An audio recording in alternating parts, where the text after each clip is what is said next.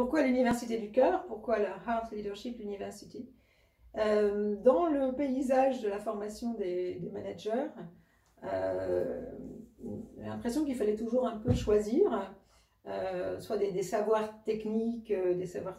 alors que ce soit de la finance à l'ingénierie, en passant par le marketing, les ventes, tout ce qu'on veut. Et puis des savoirs qui étaient plus sur les savoir-être, les soft skills, et qu'au fond on avait beaucoup de mal à relier les deux,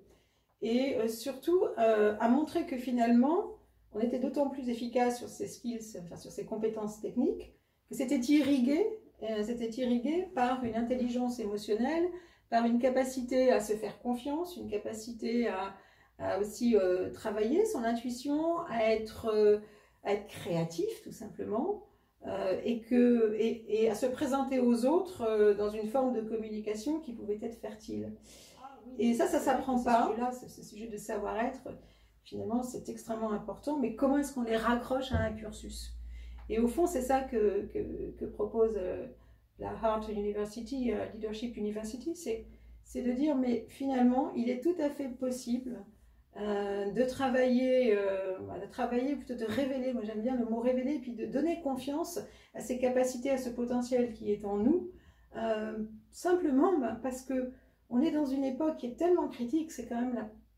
la première fois que notre génération, en tous les cas ma génération, on a en perspective historique peut-être la disparition de l'humanité. Et donc il est évident que là, il faut faire appel à des forces vives, et ces forces vives, elles sont en nous. Et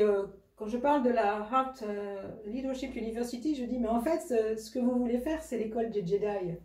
Et c'est un petit peu, alors ça raccroche à l'imaginaire de Star Wars, mais au fond, c'est cette idée que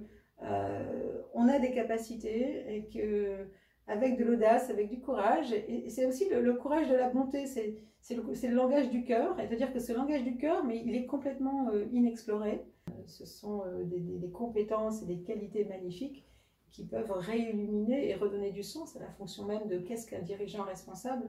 en ce début du XXIe siècle, qui est le siècle de tous les dangers.